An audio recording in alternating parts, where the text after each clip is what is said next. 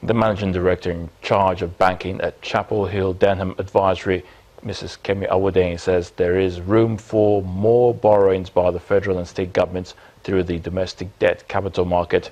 Speaking on Channels Television's Business Morning program, she looks at some of the regulatory challenges subnational issuers face and why the national government could actually raise more debt. We have pension funds, that are gathering, every month, and that money must be put to work somewhere. Most of the money is going into short-term investments in treasury bills, for example, some long-term with the federal government bonds. But there's capacity for it to go elsewhere.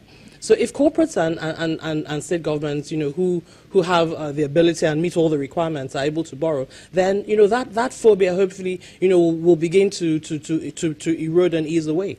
There isn't too much debt. People talk about our infrastructure development. People talk about things that corporates want to do. So corporate wants to expand, build a new factory, build a new line for a product, and they have good cash flows. You can see what their revenue lines are, for example. But if they go for a banking loan, that banking loan is a lot more expensive for them because of the shorter tenor. So they can take that tenor out to 5 years, 7 years, 10 years, which Lagos has done, the first subnational to do that.